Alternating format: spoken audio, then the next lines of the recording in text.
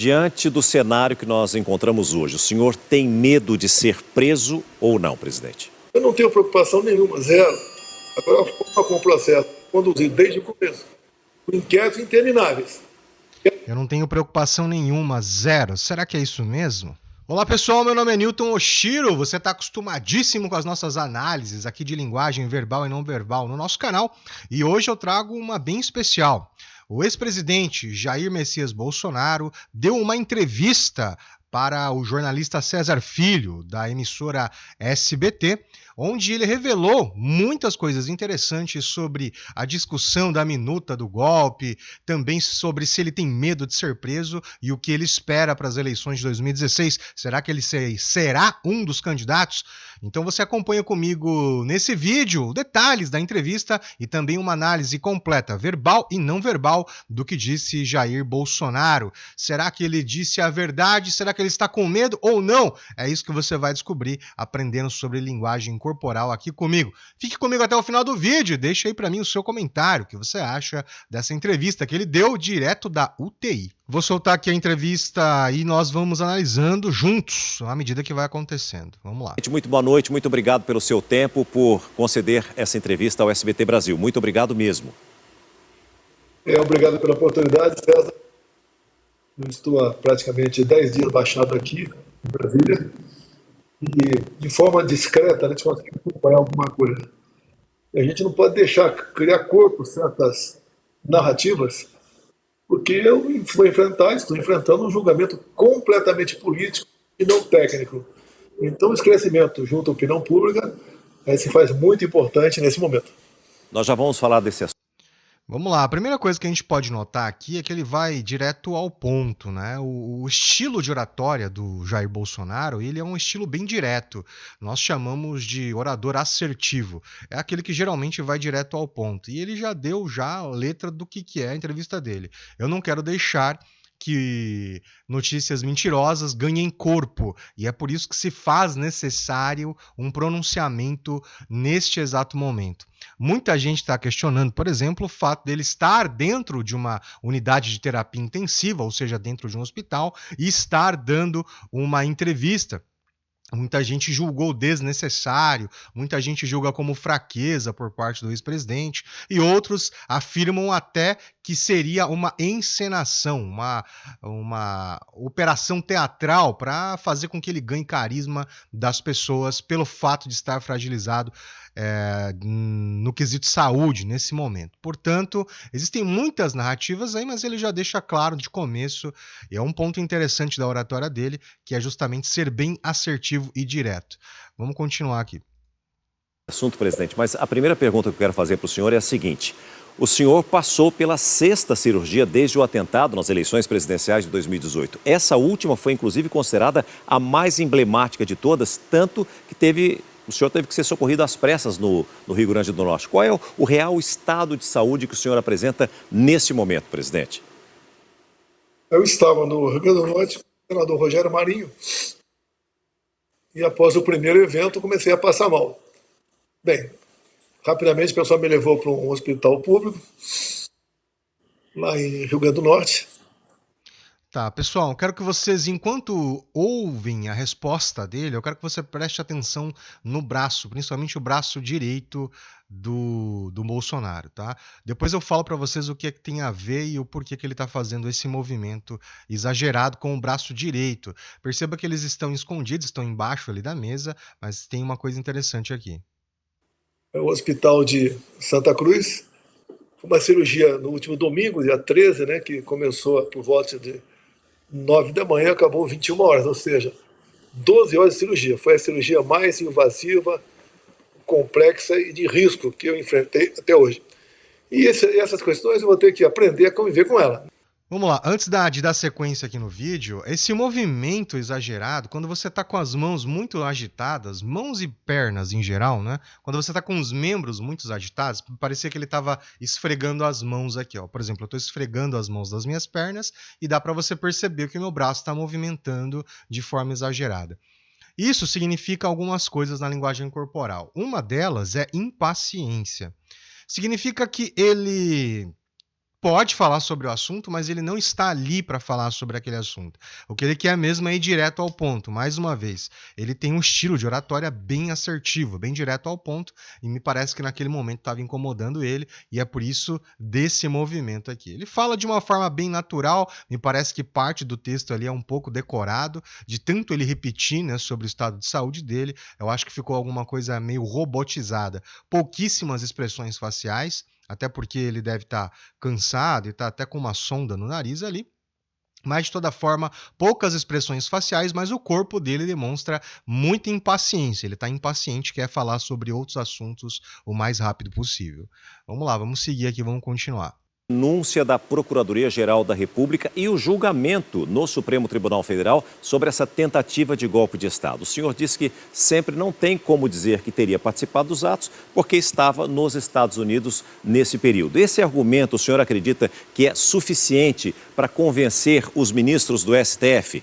Olha, pelas condenações que estiveram até agora, condenações absurdas, é um processo, né, tipicamente político, não tem nada de técnico. Perceba que agora o movimento exagerado do braço direito parou. Então, agora sim, vamos falar daquilo que eu vim aqui para falar. Então, a impaciência dele naquele momento agora cedeu. Então, agora ele está falando sobre o assunto que ele queria falar no final das contas. Então, eu disse para você, como é que eu posso deteriorar um patrimônio se estava fora do Brasil? A outra questão também é dano qualificado contra o patrimônio da União, ou seja, é a mesma coisa, uma repetição. Que dano é esse que eu participei? Você não tem uma só ligação com quem quer que seja aqui no Brasil. E outros dois idênticos, né? Golpe de Estado, uma brincadeira. Golpe de Estado sem liderança, sem tropa, sem armas, num domingo e sem o respectivo presidente para você destituí-lo naquele momento. Então não tem cabimento. Muito bem, nesse momento eu vou interromper aqui só para mostrar para vocês que a postura dele mudou. Se no começo ele estava impaciente, agora ele está à vontade e está muito bem praticado o discurso dele aqui. Por quê? Porque ele está com uma gesticulação natural. Me arrisco a dizer que ele realmente acredita 100% nesses argumentos. E por que eu digo acredita nos argumentos? Porque a gesticulação, ela geralmente tem que acompanhar a sua fala. E a partir do momento que você gesticula ao mesmo tempo que fala, por exemplo, domingo de manhã, sem liderança, quando é ao mesmo tempo, em geral, isso significa uma congruência verbal. Então, uma pessoa que está mentindo ou que está falando uma coisa que não acredita, ela vai inverter o processo. Então, ela vai falar domingo de manhã, e aí ela aponta. Então, esse gesto é atrasado em geral. E no caso dele aqui me parece ser bem congruente. Outra coisa importante é que ele levanta mais o queixo e dá um sinal de autoconfiança. Esse levantar de queixo e uma postura onde as mãos aparecem, em geral, costuma indicar autoconfiança. Seguimos aqui. Esse tipo de acusação contra mim ou contra quem quer que seja que estão nesse processo. E outra é a organização criminosa armada. Você vai nas polícias legislativas da Câmara e do Senado e pergunte se alguma arma de fogo ou arma branca foi apreendida no 8 de janeiro com aquelas 1.000 e poucas pessoas. Nenhuma arma foi apreendida. Vamos lá. Uma coisa mínima aqui, tá, pessoal? Mas pode indicar alguma coisa? Vamos lá. No 8 de janeiro com aquelas 1.000 e poucas pessoas. Agora eu quero que você repare no ombro esquerdo dele aqui. Nesse trecho da entrevista, o que ele faz é levantar o ombro esquerdo. Então foi perguntado sobre as acusações dele e ele está dizendo aqui o seguinte: naquele dia do 8 de janeiro, dentre aquelas 1.000 pessoas, ou 1.000 e tantas pessoas, nenhuma arma de fogo ou arma branca foi apreendida. E aí ele dá uma levantada. Eu vou dizer para você o que pode significar. Polícia legislativa da Câmara e do Senado e pergunte se alguma arma de fogo ou arma branca foi apreendida no 8 de janeiro com aquelas 1.000 e poucas pessoas. Nenhuma arma foi apreendida. Percebeu? Houve uma levantada, o que a gente chama de shrug, aqui no ombro esquerdo. Bom, o que isso quer dizer, pessoal? Quer dizer uma bandeira vermelha? Significa que ele não sabe o que está dizendo, que ele está mentindo? Não, nada disso. Mas eu costumo dizer que é o shrug de uma generalização. O que significa isso? Ele está dizendo nenhuma arma branca ou nenhuma arma de fogo foi apreendida. Então é uma informação que no universo de 1.000 pessoas ali, como que ele 100% tem a certeza de que nenhuma pessoa estava portando uma faca, estava portando algum objeto que possa ser entendido como arma branca. Então esse shrug aqui significa com uma generalização. Confira. Os seus adversários dizem que o senhor teria participado da redação da minuta do que aconteceu durante 8 de janeiro, do chamado golpe. O que o senhor tem a dizer a respeito? O senhor participou dessa redação ou não? Olha só, chama de minuta de golpe, né? Agora vamos lá. Na hora que o César Filho pergunta, né, ele olha para cima aqui, ó. Isso é um detalhe importante, tá? Ele tá olhando para cima. Aqui, ó, propriamente aqui. Então, quando ele dá essa olhada para cima, quando ele olha para cima, ele está acessando alguma imagem. O que foi perguntado para ele é: então o senhor está sendo acusado de ter participado da minuta do golpe. Minuta é um documento, né? Então, ele está sendo acusado de ter participado dessa idealização aí. E aí ele olha para cima num claro sinal de que ele lembra de conversas, visualmente ele esteve em um local onde houve algum tipo de conversa nesse sentido, mas veja só a resposta dele, vamos lá. Chama de minuta de golpe, né? Minuta de golpe, segundo eles, está em cima de um dispositivo constitucional, estado de defesa. É bom você tocar nesse assunto, César, porque olha só, quando acabaram as eleições, nós aqui peticionamos o Tribunal Superior Eleitoral sobre algumas inconsistências que havíamos notado. E tínhamos outras petições a fazer. Bem, no dia seguinte, o presidente do TSE, Alexandre de Moraes, mandou o arquivo e nos deu uma multa de 22 milhões de reais. Eu duvido um só advogado dizer que o seu cliente ou ele foi multado por ter peticionado um juiz, seja que instância for pelo Brasil afora.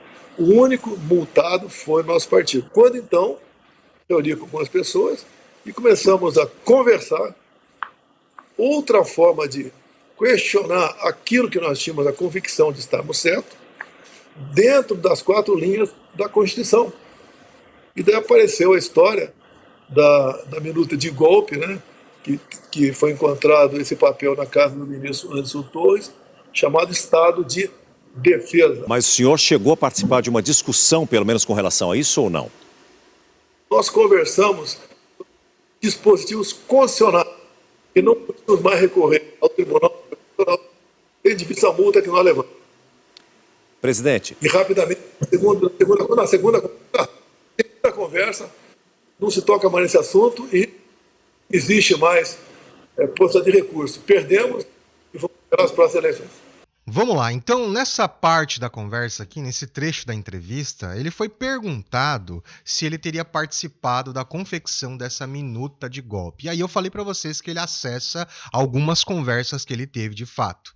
Então dá para perceber isso. Agora, o que ele fala é o seguinte: nós conversamos sobre recursos constitucionais. O que eles estavam buscando, segundo o ex-presidente, é uma forma de entrar na justiça e pressionar o Tribunal Federal sobre as eleições, mas de forma constitucional. E depois é que inventaram ou colocaram a narrativa de que eles estariam tramando para um golpe. Então, por isso apelidaram isso de minuta do golpe. Mas, na verdade, segundo o Bolsonaro, eles estavam conversando de outras medidas legais dentro da Constituição para que isso fosse alcançado de forma legal. Então, aí depois ele põe um ponto final. Até que na hora que ele fala assim, ó, então agora eu só quero terminar aqui esse assunto e não se fala mais nisso. Nesse momento é uma linguagem de imposição, é uma linguagem firme, é uma linguagem de imposição. Ele está dizendo,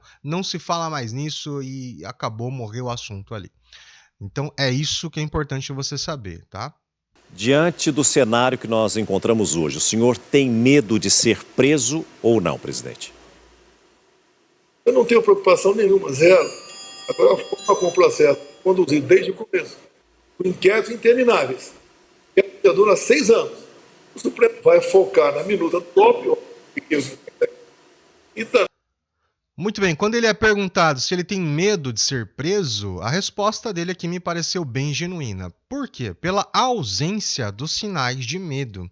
O medo ele tem algumas características bem importantes. Por exemplo, com a pessoa em geral quando está com medo, ela abre mais os olhos. Sabe quando você fica com o olho mais arregalado, como se você estivesse mais atento ao que está acontecendo à sua volta? Ele não tem esse movimento na pálpebra dele. Esse é um ponto importante. Segundo importante do sinal de medo que você pode analisar em microexpressão facial é a abertura dos lábios. É como se você não estivesse falando absolutamente nada e abrisse a boca, seja de qualquer forma. Então ele permanece aqui durante a pergunta, inclusive, né, o César Filho pergunta: o senhor tem medo de ser preso? E ele continua com a boca fechada e os olhos no mesmo tom. Então, quer dizer, não houve alteração ou sinal de medo aqui. Por isso que eu considero que a resposta dele foi genuína. Vamos lá. Eu não tenho preocupação nenhuma, zero. Agora, a forma como o processo é conduzido desde o começo, por inquéritos intermináveis, que já dura 6 anos. O Supremo vai focar na minuta do golpe e também naquele plano de assassinar autoridades, que seria ali o plano aí, punhal verde e amarelo. O autor desse plano conhecido como punhal verde e amarelo é um general da reserva. Foi encontrado um laptop na casa dele numa busca e apreensão. Bem, o que naturalmente teria que ser feito? De imediato tomar o depoimento dele, até para evitar que ele apresentasse uma possível versão fantasiosa. E qual é a sua opinião a respeito desse plano? Eu não tenho o que falar sobre esse plano até que no computador de quem foi encontrado diga alguma coisa. Eu não posso ficar aí divagando, né? O que eu acho, o que eu não acho disso aí. Da minha parte, isso nunca passou pela minha frente. Nunca tomei conhecimento disso aí. Tomei conhecimento com o vazamento da PF junto à imprensa brasileira. Aqui nesse momento, né, quando eu fui perguntado porque acharam um plano punhal verde e amarelo numa casa de um general da reserva, e esse plano contém planos de assassinato, enfim, um monte de coisa envolvida ali, mas foi perguntado para ele o que ele acha desse plano. E nesse momento, ele foi bem habilidoso. Por que eu digo que ele foi habilidoso? Porque ele foi bem evasivo. Ele fez uma manobra que nós chamamos de distanciamento verbal. O que significa isso? Quando você não quer responder ou não se sente confortável em responder sobre alguma coisa, o que você precisa fazer, o ideal, é você se distanciar verbalmente. Então ele fez isso com muita habilidade. Por exemplo, ele falou assim: eu não tenho que falar sobre isso daí. Quando você fala isso daí, significa que você está colocando o assunto mais distante de você. Eu só preciso falar se for provado ou se primeiro souber a versão de quem criou. E isso nunca passou por mim, eu nunca passou na minha frente, eu desconheço. Então ele fez um distanciamento verbal ali de forma bastante habilidosa. Seguimos aqui. O senhor confia, acredita na justiça ou o senhor acha que não vai ser possível o senhor realmente ser candidato? E se o senhor não for, realmente existe um prazo limite para que isso aconteça, para que o senhor possa se declarar candidato ou apoiar um outro nome da direita? O quadro como está no momento, eu registro minha candidatura no último momento. O TSE tem pouca semana para decidir. Eu acredito que até lá esteja movimentando multidões pelo Brasil. Eu duvido. A esquerda não vai ter um nome para se apresentar como um razoável candidato. Se for o Lula, pior ainda. Não tem liderança formada pela esquerda no Brasil. Do nosso lado direita tem bons nomes por aí, não vou citar nenhum nome deles, né? Tem bons nomes, mas cada um dentro do seu partido deve cavar seu espaço. Então esses candidatos têm que começar a rodar pelo Brasil. Fazer realmente o seu trabalho para ganhar a simpatia, a confiança da população. A população não quer, a maioria da população não quer outro nome à direita que não seja Jair Messias Bolsonaro. E ponto final. Tem um ponto bem interessante aqui dessa parte da entrevista, é quando ele fala que o povo do Brasil não quer nenhum outro candidato que não seja Jair Messias Bolsonaro, ou seja, ele mesmo, né? O que acontece? Esse é um artifício da retórica, né? Quando você fala de si mesmo na terceira pessoa, isso pode significar algumas coisas. Dentre elas, a, pode ser a dificuldade ou não querer assumir a responsabilidade por um pensamento ou uma ação. O que eu quero dizer com isso, pessoal? Está dizendo que ele está mentindo, que ele está sendo arrogante? Não, não é nada disso.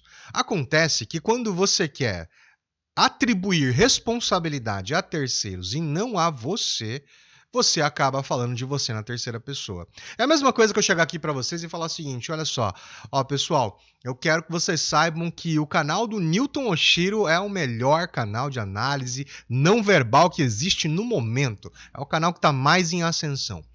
Eu estou dizendo, então, que eu acredito nisso, eu acredito que é um melhor canal de comunicação, ok? Mas eu estou atribuindo a responsabilidade às outras pessoas.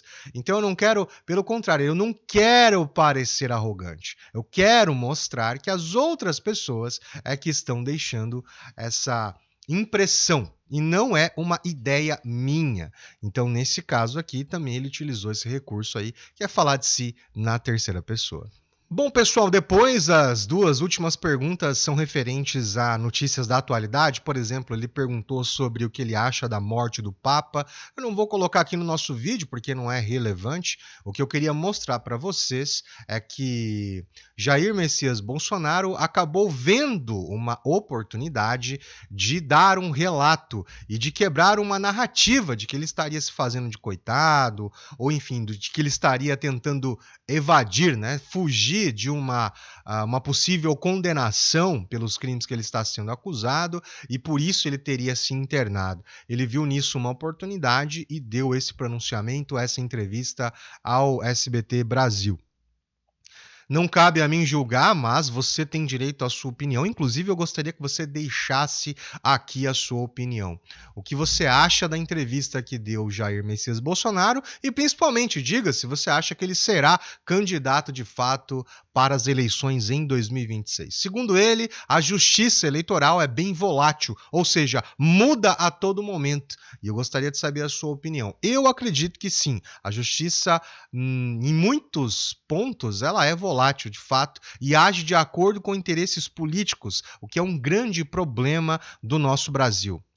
Então, no caso dele, principalmente, ele diz que está sendo perseguido politicamente, que o julgamento dele é político e não técnico. Ele está sendo julgado com bases políticas e não porque ele de fato cometeu um crime. Qual é a sua opinião sobre isso? Eu gostaria de saber. Se você gosta de linguagem corporal, esse é o lugar para que você precisa ficar e assinar para que você tenha bastante conteúdo sobre isso. Eu vou deixar para você aqui nesse canto outros vídeos onde eu analiso casos interessantíssimos e polêmicos para que você possa tirar suas conclusões e aprender bastante sobre linguagem corporal. Meu nome é Newton, te vejo no próximo vídeo. Tchau, gente!